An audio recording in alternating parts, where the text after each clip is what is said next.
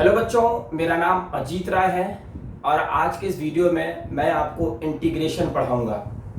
Last के जो दो हमारे वीडियोस थे उसमें मैंने आप लोगों को ट्रिग्नोमेट्री और डिफरेंशिएशन पढ़ाया था। आज हम इंटीग्रेशन का बेसिक कंसेप्ट पढ़ने वाले हैं जो कि हमको फिजिक्स में यूज होने वाली है। ठीक है, किसी बच्चे ने अगर डिफरेंशिएशन या ट्रिग्नोमेट्री का वीडियो नहीं देखा है या फिर किसी को नहीं आता है, आप जाके पुराने वीडियो देख सकते हैं या फिर अपनी बुक से पढ़ना चाहते हैं अपनी बुक से पढ़ लीजिए, आपके ट्यूशन वाले हैं उनसे पढ़ लीजिए, बस पढ़ के आइए वहां से। ठीक है, क्योंकि यहाँ पे मैं कुछ डिफरेंशिएशन की बातें करने वाला हूं, फिर आपको समझ में आएगा नहीं। ठीक है ना। इस इंटीग्रेशन को पढ़ने से पहले हम पढ़ेंगे मैक्सिमा और मिनिमा क्या होता है। बहुत से बच्चे परेशान रहते हैं मैक्सिमा और मिनिमा कैसे फाइंड आउट किया जाए, और क्वेश्चन में दिया रहता है मैक्सिमा और मिनिमा और परेशान हो जाते हैं। तो ये मैक्सिमा और मिनिमा का कंसेप्ट बहुत जगह यूज होगा फिजिक्स में, तो चलिए पहले उसको समझते हैं। बहुत आराम से, बहुत ही छोटा सा कंसेप्ट है वो, उसके बाद हम इंटीग्रेशन पढ़ेंगे। ठीक है, चलिए ओके। देखो बच्चों, मैक्सिमा और मिनिमा क्या है। मैक्सिमा एंड मिनिमा,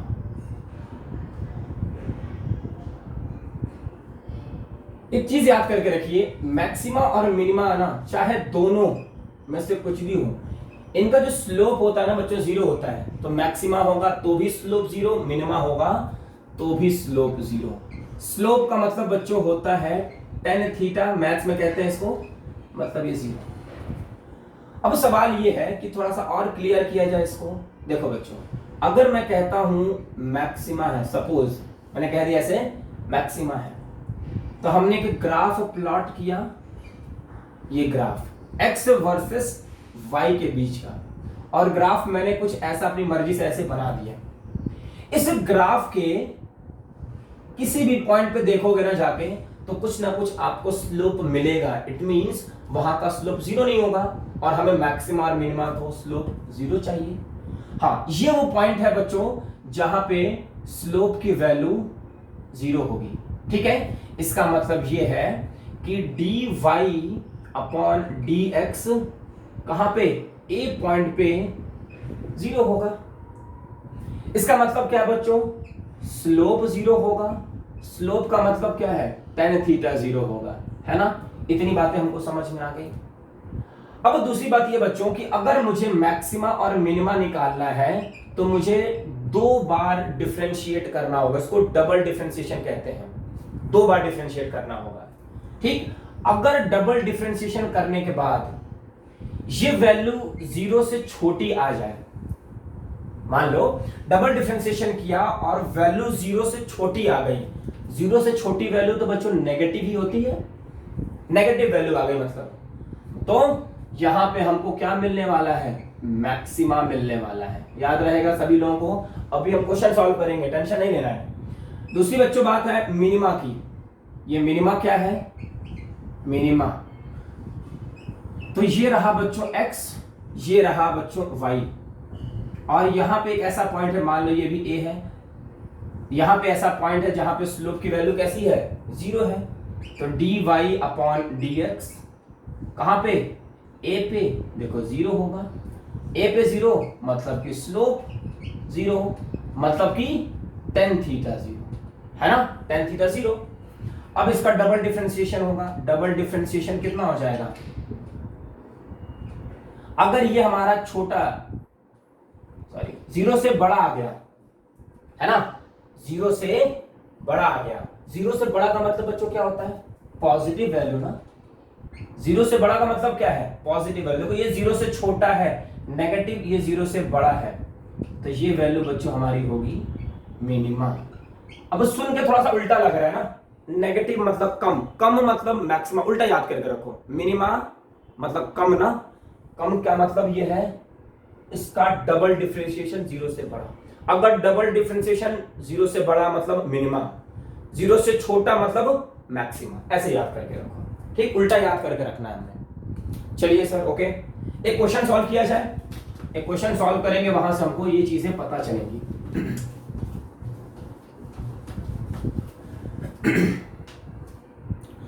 एक क्वेश्चन है,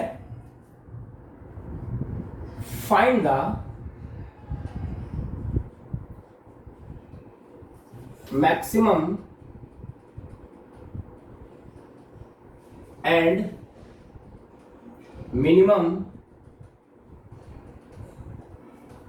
value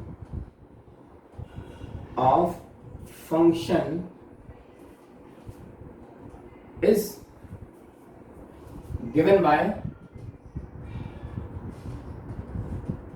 y is equal to 6x cube minus 4x square plus 2 ले लिया हमने, ऐसा कुछ तो ठीक। Also find the value of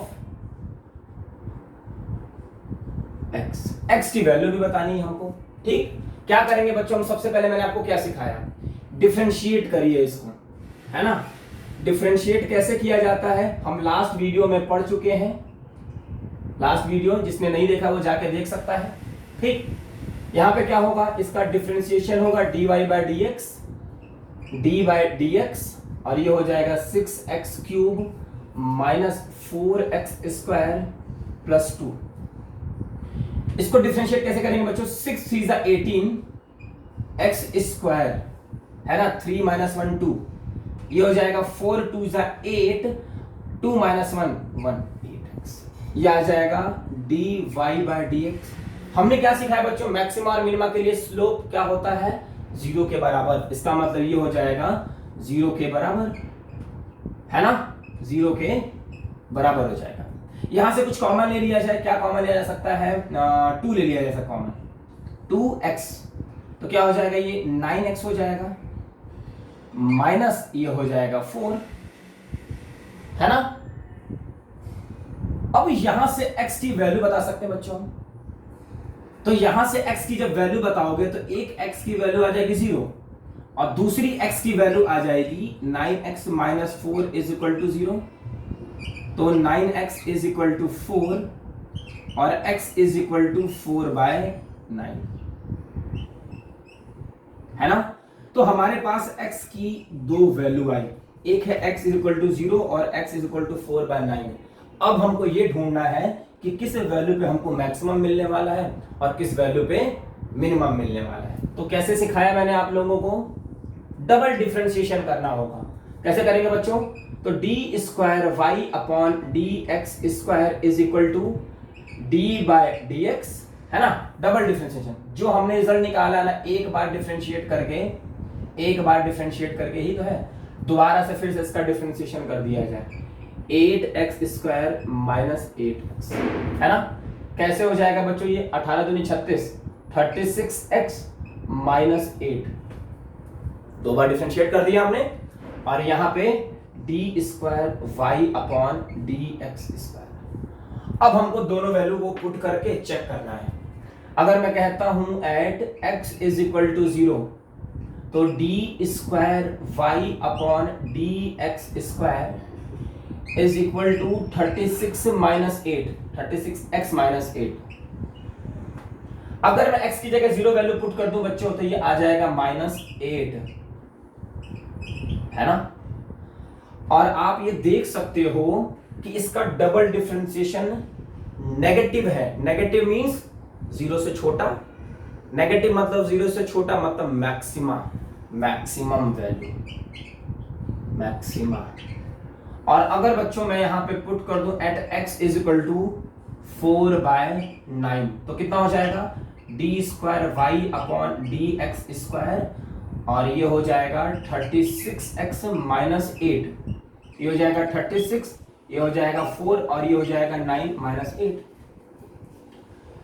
9 4 = 36, 4 4 = 16 और 16 - 8 8 आंसर आ रहा है। मतलब ये वाली जो वैल्यू है बच्चों d² dx² की वैल्यू आ रही है 8, और ये वैल्यू बच्चों किससे है, 0 से बड़ी है। 0 से बड़ी का मतलब क्या होगा, मिनिमा। हमको समझ में आने लगा होगा कंसेप्ट। क्या किया हमने, पहले x और y की वैल्यू कैलकुलेट करी, और उस x और y की वैल्यू से डबल डिफरेंशिएशन में हमने क्या किया, फाइंड आउट किया वैल्यू। अगर नेगेटिव आती है मैक्सिमा करो, पॉजिटिव आती है मिनिमा करो, ठीक है। चलिए आगे देखते हैं बच्चों, अब हम पढ़ने वाले हैं डिफरेंशिएशन की बात, सॉरी मैक्सिमम मिनिमम के बाद इंटीग्रेशन। आपको यहां मैंने समझा दिया कि क्या है ये मैक्सिमा और मिनिमा। अब हमको पढ़ना है इंटीग्रेशन। अब ये जो इंटीग्रेशन क्या है, इंटीग्रेशन इतना इंपॉर्टेंट है ना, अगर आपको इंटीग्रेशन नहीं आएगा तो समझ लो फिजिक्स नहीं आएगी आपको, इतना ज्यादा इंपॉर्टेंट है। बहुत सारे मतलब जब से शुरू करोगे ना फिजिक्स, शुरू से लेकर अंत तक, एंड तक आपको इंटीग्रेशन मिलेगा ही मिलेगा। तो बहुत अच्छे से सीखिए, बाकी जो चीजें रह जाएंगी वो जब 11th में पढ़ेंगे आप लोग सब कुछ आने लगेगा। देखिए बच्चों इंटीग्रेशन क्या है, किताबों में लिखा हुआ है इंटीग्रेशन, किताबों में लिखा हुआ है integration is the inverse of differentiation. इसका मतलब ये है कि जो हमने डिफरेंशिएशन में फॉर्मूले यूज किए हैं, कंसेप्ट यूज किया है, वो सारी चीजें इंटीग्रेशन में रिवर्स हो जाती हैं। ठीक है, ठीक है ना। चलिए तो देख लिया जाए कैसे इनवर्स होता है, कैसे रिवर्स किया जाएगा उसको। यहाँ पे कुछ फॉर्मूलेज हैं बच्चों, उन फॉर्मूलों को जरा हम देखते हैं। देखिए अगर मेरे से कह दिया जाए, अगर मेरे से कहा जाए कि इंटीग्रेशन ऑफ कोई कांस्टेंट वैल्यू का कर दो, है ना, ऐसे करके। इंटीग्रेशन का सिंबल है बच्चों, ये इंटीग्रेशन का सिंबल है, ठीक है। इसका इंटीग्रेशन करेंगे तो y, इस कांस्टेंट वैल्यू का इंटीग्रेशन क्या होता है बच्चों, तो कुछ नहीं करना है। हमने डिफरेंशिएशन में बोला था कि 0 हो जाता है, यहां पे हो जाएगा c कांस्टेंट जो भी होगा, और उसके साथ में हम लगा देंगे x, ठीक है ना। चलिए सर कोई बात नहीं, अभी हम आपको फील कराते हैं कि हम क्या बोलना चाहते हैं, फील कराते हैं। देखो बच्चों एक एग्जांपल है, अगर मैं कहता हूं कि 5dx, मुझे इसका इंटीग्रेशन करना है, ये कांस्टेंट वैल्यू है ना 5, इसका मुझे इंटीग्रेशन करना है। अगर मैं आपके सामने कहता हूं बच्चों ये रहा 5 और ये रहा x की पावर 0 dx, तो कुछ बुराई है क्या? किसी भी चीज की पावर अगर 0 होती है तो उसकी वैल्यू क्या होती है, 1 होती है। ये 1 ही तो है, मतलब 5 × 1 5, सेम चीजें जो है। अब यहां पे लिखेंगे 5, क्या करना है, जो भी यहां पे पावर है बच्चों उस पावर में 1 ऐड करना होता है। क्या बोला मैंने, जो भी पावर है उस पावर में 1 ऐड करना होता है और उतना ही लिख देना होता है। और यहां पे एक c लगा दो, फिजिक्स में c का कोई यूज नहीं है, फॉर्मेलिटी के लिए लगाई गई है। ये हो जाएगा 5x की पावर 1 और ये हो जाएगा 1 प्लस c, तो आंसर आ जाएगा 5x प्लस c। बच्चों ये इसका इंटीग्रेशन हो गया, ये इसका इंटीग्रेशन हो गया। क्या मेरी बात सभी लोगों को समझ में आ गई है? चलो एक और सवाल किया जाए। अगर मैं बच्चों आपके साथ बोल देता हूं कि मुझे करना है x का इंटीग्रेशन, देखो वहां पे क्या होता था, x अपॉन dx होता था, यहाँ पे x इंटू dx हो रहा है, उल्टा करना है। मुझे इसका इंटीग्रेशन करना है, क्या करना है, यहाँ पे पावर क्या है, 1 है, तो जो भी पावर है ना उसमें 1 ऐड कर दो, 1 + 1 और फिर डिवाइड बाय 1 + 1। वहां पे -1 किया करते थे और यहाँ पे प्लस c लगा दो। इस c का फिजिक्स में कोई यूज नहीं है, मैथ में यूज करते हैं, बट मैंने लगा दिया ऐसे। क्या हो जाएगा बच्चों, ये हो जाएगा x 1 + 1 2 divide by 2 plus c। Answer आ गया, समझ में आ रहा है ना। चलो एक और किया जाए क्वेश्चन। अगर मैं कहता हूं x की पावर 4 dx है, इसका मुझे इंटीग्रेशन करके बताओ, तो कैसे सॉल्व करोगे, तो यहां पे हो जाएगा x जो भी पावर है उसमें 1 जोड़ो डिवाइड बाय 4 + 1 और ये फॉर्मेलिटी के लिए c लगा दो। क्या हो जाएगा, ये x की पावर 5/5। तो मेरी बात आप लोगों को समझ में आ गई होगी कि मैं क्या कर रहा हूं, यहाँ पे कैसे इंटीग्रेशन किया जा रहा है। अच्छा एक चीज और देखिए, अगर मैं आपसे कह देता हूं अगर मैं आपसे कह देता हूं 1/x की पावर 4 dx का इंटीग्रेशन करिए, 1/x की पावर 4 dx का इंटीग्रेशन करिए, तो कैसे सॉल्व करेंगे, बहुत ही आसान है, कुछ नहीं करना है। आप ऐसे लेके जाइए इसको, x की पावर -4 dx लिख सकते हैं ना ऐसा हम, डिवाइड बाय 10x की पावर 4 है ना, इसको ऊपर लेके जाएंगे तो पावर चेंज हो जाती है, प्लस का माइनस, माइनस का प्लस। क्या मैं इसको ऐसा लिख सकता हूँ, x जो भी पावर है उसमें 1 ऐड कर दो, डिवाइडेड बाय जो भी पावर है वो सारा का सारा लिख दो और साथ में एक c लगा दो। क्या मैं इसको ऐसा लिख सकता हूँ, x की पावर -3 अपॉन -3, देख सकते हैं ना। इस माइनस को ऊपर लेके इसको ऐसा लिखा जा सकता है 1/3 और ये नीचे लेके चले आओ x की पावर 3 प्लस c। ये हो गया इसका इंटीग्रेशन। तो ये इंटीग्रेशन की कहानी कुछ कुछ समझ में हमको आई होगी, इसको जल्दी से समझ लीजिए कि क्या चल रहा है इसके अंदर।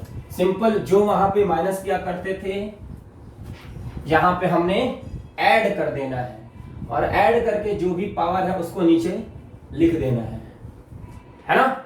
चलो भाई एक और देखा जाए जरा, अगर मैं कहता हूं एक एग्जांपल ले लो और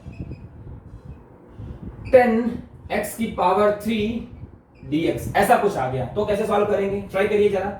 10x की पावर 3 dx क्या होगा इसका इंटीग्रेशन, कुछ नहीं करना है, क्या करना है, 10 को बाहर ले लो और ये लिख सकते हो x की पावर 3 dx। फिर क्या करोगे, 10x की पावर 3 प्लस 1 और ये हो जाएगा 3 प्लस 1 प्लस c, ये हो जाएगा 10x की power 4 divide by 4 plus c, तो ये हो जाएगा 2 2 जा 4, 2 5 जा 10, 5/2 x की पावर 4 प्लस c। समझ में आ रहा है कि नहीं, बहुत ही आसान है, कुछ है नहीं, बहुत ही हलवा है, ठीक। अच्छा एक और बच्चों, अगर आपको बोल दिया जाए ex का इंटीग्रेशन करिए तो ex ना बिल्कुल ढीठ है, बिल्कुल ढीठ है ना, चाहे डिफरेंशिएशन हो चाहे इंटीग्रेशन हो, ex का डिफरेंशिएशन और इंटीग्रेशन ex ही होता है। कितना आसान है ना, चलिए अगर मैं बोल दूं बच्चों कि मुझे आप लोग 1/x dx का इंटीग्रेशन बताइए तो आप याद करके रखेंगे इसको, क्या होता है इसका integration, log base e x plus c, है ना। log x का डिफरेंशिएशन 1/x होता था, यहाँ पे 1/x का integration log base e into x हो जाएगा। सभी लोगों को समझ में आ गया होगा, चलिए अगर बोल दिया जाए बच्चों एक ना, ये आपको याद करना है, लर्न कर लो इसको, क्या होगा ये, अगर बोला जाए log base e x dx ऐसा डिफरेंशिएशन इंटीग्रेशन आ जाए तो कैसे करेंगे, x log base e x minus, ऐसे ये हटा दो, x प्लस c। समझ में बात आई क्या, log base e x minus x plus c। अच्छा यहां भी x भी होता है, तो ये हमारा बच्चों इंटीग्रेशन हो गया। क्या मेरी बात सभी लोगों को समझ में आ गई है।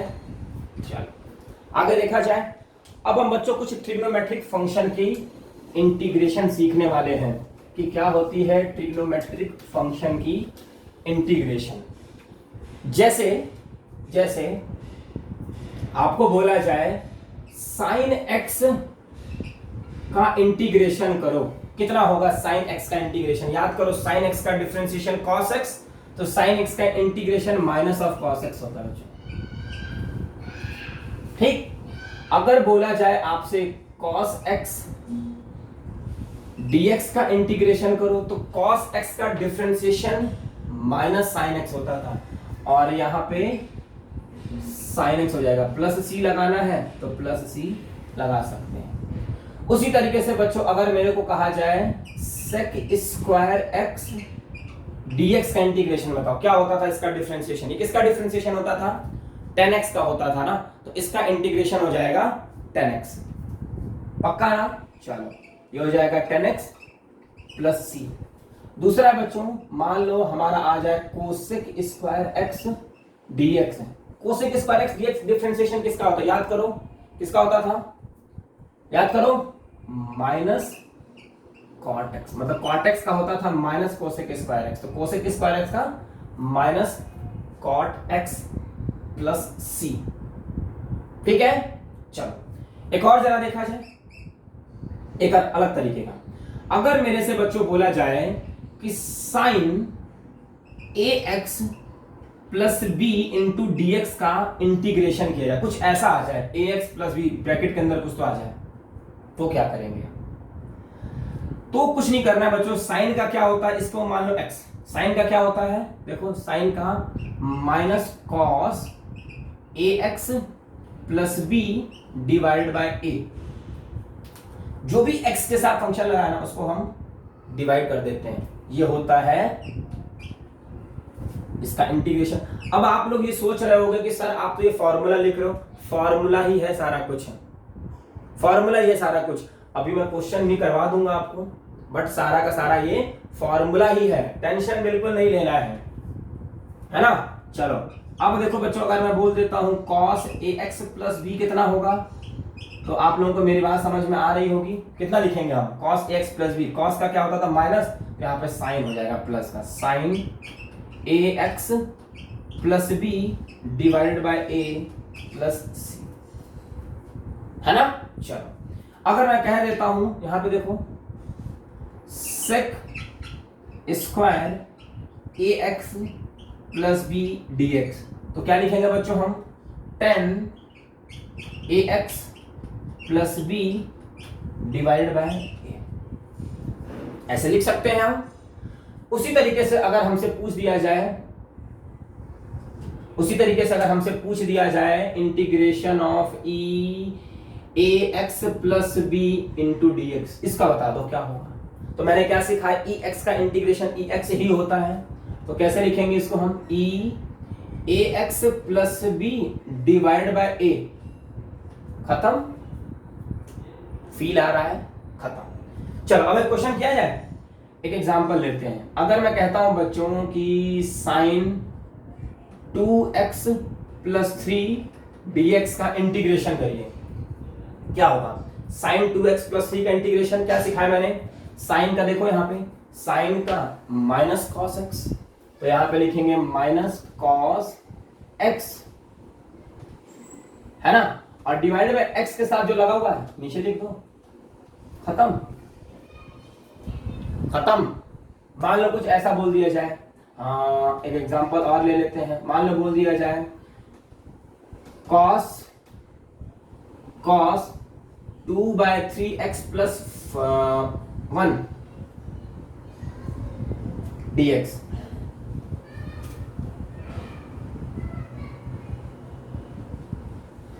कुछ ऐसा बोल दिया जाए तो कैसे सॉल्व करेंगे हम। cos का क्या होता है, देखो cos का होता है साइन, और साइन की वैल्यू आ जाएगी sign 2/3x plus 1 divided by 2/3, और अगर मन कर रहा है तो यहाँ पे लिख सकते हो 3/2, यहाँ पे लगा दो प्लस सी। तो मैं उम्मीद करता हूं कि आपको इंटीग्रेशन की अभी इतनी बातें समझ में आ गई होगी। अब हमको समझना है लिमिट्स वाला इंटीग्रेशन, मतलब कि डेफिनेट इंटीग्रेशन क्या होता है। ठीक है, चलो सॉल्व करें। एक क्वेश्चन करेंगे क्या, और एक क्वेश्चन और करेंगे। चले क्वेश्चन और दे देते।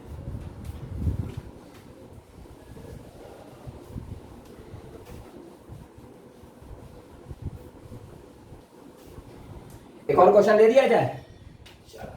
मान लो बच्चों कि -12x की पावर -4 dx है, तो क्या करोगे। बहुत ही हलवा है, कुछ नहीं करना है। क्या करना है, -12 को बाहर लो, x की पावर -4 dx करो, है ना, ये हो जाएगा -12, और x की पावर जो भी है उसमें 1 ऐड कर दो,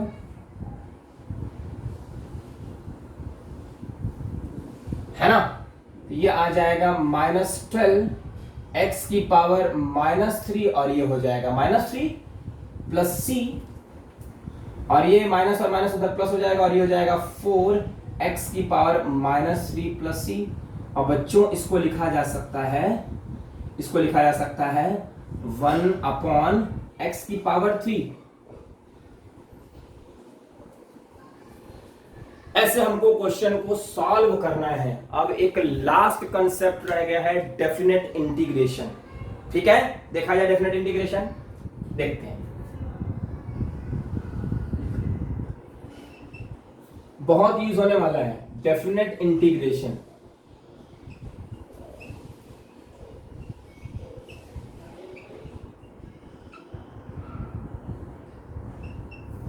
डेफिनेट इंटीग्रेशन क्या होता है? ये डेफिनेट इंटीग्रेशन जरा समझते हैं हम। जैसे मान लो बच्चों कि मेरे को दे दिया जाए कि एक्स स्क्वायर डी एक्स 1 से लेकर 2 तक। बाद में आप लोग समझेंगे कि ये 1 और 2 क्या है। इसको लिमिट्स कहते हैं, ये इसको कहते हैं लोअर लिमिट्स, इसको कहते हैं अपर लिमिट्स। ठीक है, ये हमारा लोअर लिमिट्स है, ये हमारा अपर लिमिट्स है। इसको कैसे अप्लाई करेंगे जरा देखिए। क्या मैं इसको ऐसे लिख सकता हूं बच्चों, x की पावर 2 है तो 2 + 1 जो भी पावर है उसमें 1 क्या करना है, 1 ऐड करना है, डिवाइड बाय 2 + 1। ठीक, और फिर इसकी जो भी लिमिट है बच्चों इसको एग्जीक्यूट करो, अप्लाई करो। यहां पे सी नहीं लगाना है, यहां पे सी नहीं लगाना है। ठीक है, 1 और 2। इसको अगर मैं सिंप्लीफाई करूं बच्चों तो x की पावर 3 डिवाइड बाय 3 और ये हो जाएगा 1 2। जो भी पावर है ये, इसको कहते हैं अपर लिमिट, इसको कहते हैं लोअर लिमिट। इस अपर लिमिट को इसमें पुट करो तो क्या हो जाएगा, 2 की पावर 3 अपॉन 3, बीच में लगाइए -1 की पावर 3 अपॉन 3।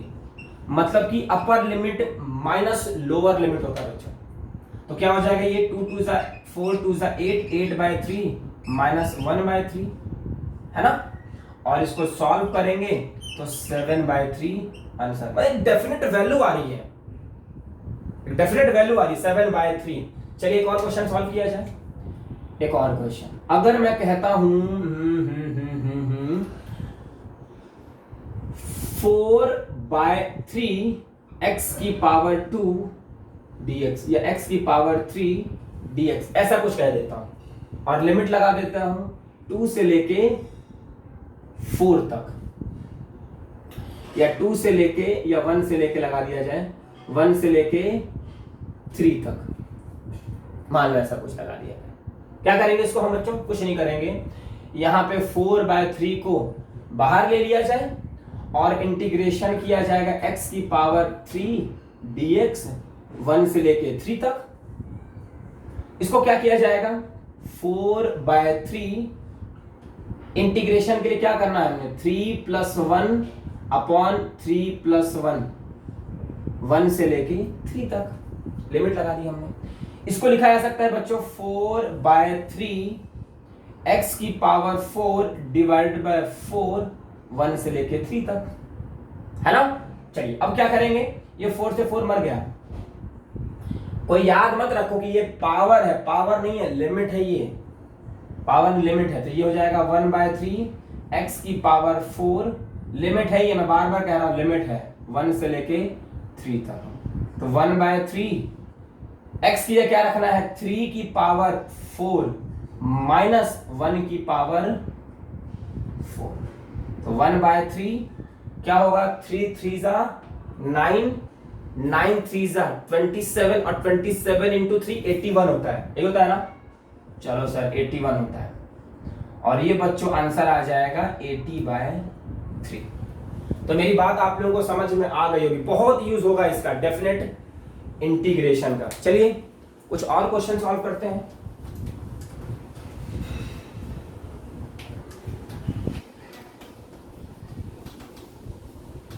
कुछ और क्वेश्चन सॉल्व किया जाए, है ना।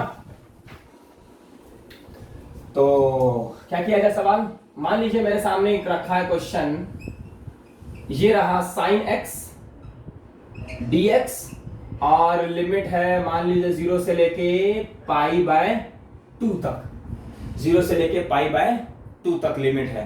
तो कैसे सॉल्व करेंगे बच्चों, क्या किया जाए, क्या किया जाए, क्या किया जाए, कुछ नहीं करना है हमको। क्या करना है, sin x का इंटीग्रेशन -cos x।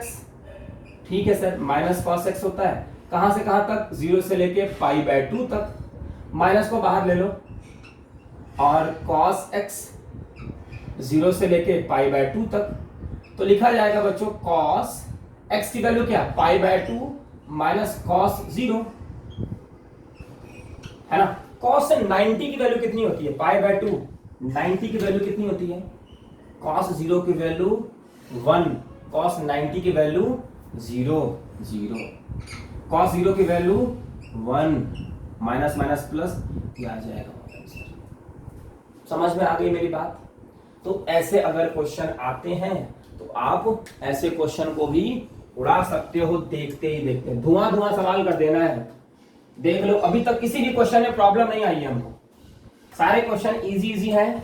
और ऐसे ही इजी क्वेश्चन आप लोगों को फिजिक्स में डील करना है। बहुत भारी भरकम सी इंटीग्रेशन नहीं आएगी जिसमें कि आप नीट वाले खास करके बच्चे फंसेंगे, नहीं फंसेंगे आप लोग। मैथ्स वाले बच्चों को तो पहले से आएगी, मैथ्स वाले बच्चे तो बिना पढ़ाए भी कर सकते हैं। चलिए एक लास्ट क्वेश्चन, अगर मैं कह देता हूं cos x dx 0 से लेके पाई तक, करो जरा इसको इंटीग्रेशन। क्या किया जाएगा? इसको इंटीग्रेशन किया जाएगा। cos x का इंटीग्रेशन कितना होता है बच्चों? cos x का sin x पॉजिटिव में, तो ये हो जाएगा sin x, ये हो जाएगा 0 से लेके पाई। अब क्या सिखाया मैंने आपको? Upper limit pi minus O lower limit, है ना। साइन पाई की वैल्यू कितनी होती है किसी को पता है? साइन पाई की वैल्यू मतलब sine 1 into degree is equal to 0 ना। cos का हमने क्या किया? cos x का इंटीग्रेशन sin x 0 से पाई लिमिट लगा दी, फिर हमने पाई पुट किया, हमने 0 पुट किया। साइन पाई की वैल्यू कितनी होती है? 0 की वैल्यू 0, 90 की वैल्यू 1 और पाई की वैल्यू फिर से 0, ये होती है 0 और ये भी 0, ये आंसर आ गया 0। ठीक है, चलो एक और क्वेश्चन सॉल्व किया जाए। एक सवाल बड़ा ही मस्त है, एक सवाल सिर्फ करेंगे। Integration of sine square x dx बच्चों, इसका कोई फॉर्मूला ही नहीं है, अब क्या किया जाए? इसका तो कोई फॉर्मूला ही नहीं है। तो जब मैंने आप लोगों को ट्रिग्नोमेट्री पढ़ाया था, उस ट्रिग्नोमेट्री में कुछ फॉर्मूले सिखाए थे, cos 2x का, sin 2x का, तो कुछ इसको हमने बनाना होगा। कैसे बनाएंगे सोचो जरा। साइन स्क्वायर x dx का क्या होता है? तो cos 2x एक फॉर्मूला होता है, cos 2x is equal to 1 minus 2 sine square x एक फॉर्मूला होता है। अच्छा लिमिट लगा दें, हाँ 0 से लेके पाई बाय 2 तक लिमिट लगा दें, ठीक है। अब क्या किया जाएगा बच्चों? ऐसा लिखा जा सकता है क्या? ऐसे इसको इस तरफ लेके आओ, 2 साइन स्क्वायर x इस तरफ लेके आए और इसको उस तरफ लेके गए, cos 2x देख सकते हैं ना। और उसके बाद यहां पे लिखा जा सकता है sine square x 1 minus cos 2x by 2। देखो तो हमने कुछ ऐसा बना दिया, अब यहां से सॉल्व कर सकते हैं क्या हम? बिल्कुल सॉल्व कर सकते हैं, बहुत ही आसान हो गया। आप तो ये आप लोगों का होमवर्क दे दिया जाए, करेंगे आप लोग। तो यहां से हो जाएगा बच्चों 1 minus cos 2x divide by 2 0 से पाई dx, है ना। कैसे सॉल्व किया जाएगा इसको? देखिए, इसको 2 को बाहर ले लो, तो 1 बाय 2 को बाहर ले, कॉन्स्टेंट है ना, बाहर ले लिया गया। इसको हम ऐसा लिख सकते हैं 1 माइनस cos 2x dx 0 से लेके पाई बाय 2 लिख सकते हैं ऐसा, बिल्कुल ठीक है। क्या हम इसको ऐसा लिख सकते हैं 1 बाय 2 dx माइनस, है ना, cos 2x dx और ये हो जाएगा 0 से लेके पाई बाय 2। क्या हम ऐसा लिख सकते हैं? कुछ नहीं किया है मैंने, इन दोनों को सेपरेट कर दिया, ठीक है। अब क्या किया जाएगा? ये होगा 1 बाय 2, है ना। इसका इंटीग्रेशन बच्चों कितना होता है? कांस्टेंट वैल्यू का इंटीग्रेशन कितना होता है? x। तो हमने लिख दिया यहां पे x, कहां से कहां बच्चों? 0 से पाई बाय 2। चलो लिमिट हटा देते हैं ना, लिमिट हटा देते हैं वरना परेशान हो जाओगे आप लोग। लिमिट हटा देते हैं, है ना। लिमिट हमने हटा दिया, ठीक है, लिमिट हटा दिया हमने। ये हो जाएगा x माइनस cos 2x का क्या होगा बच्चों? डिफरेंशिएशन cos 2x का, cos का याद करो होता है sin, ये हो जाएगा sin 2x डिवाइड बाय 2, याद करो ax प्लस b वाला है, यहाँ पे b क्या है, कुछ है ही नहीं, कुछ है ही नहीं, तो यहाँ पे हो जाएगा, इसको अंदर मल्टीप्लाई कर लो, x by 2 minus sin 2x divide by 4 plus c लगा दो, क्योंकि हमने लिमिट हटा दिया है तो c लगाना होगा, यहां से हमने लिमिट हटा दिया। ठीक है, ऐसे करके बच्चों हम लोगों को इंटीग्रेशन की सारी कहानी आ गई है कि कैसे कैसे इंटीग्रेशन में क्वेश्चन को सॉल्व करना है। ज्यादातर लिमिट्स वाले होते हैं और सिंपल वाले, दोनों मैंने यहाँ पे सिखा दिए, ये सब तो रेयरली यूज होंगे। ठीक है, तो चलिए यहाँ पे बच्चों आप लोगों की बेसिक मैथमेटिक्स के सारे लेक्चर खत्म हुए, सारे कंसेप्ट मैंने पढ़ा दिए आप लोगों को। अब जो मेरा नया वीडियो आने वाला है वो होगा यूनिट्स एंड मेजरमेंट से रिलेटेड, मतलब 11th का फर्स्ट टॉपिक, जिसमें हम आपको 11th की पहली टॉपिक के बारे में डिटेल में पढ़ाएंगे फील के साथ। असली फिजिक्स अब शुरू होगी, अभी तक तो सिर्फ बेसिक मैथमेटिक्स चल रहा था। ठीक है, चलिए बच्चों मिलते हैं फिर अगली क्लास में। Okay, bye bye.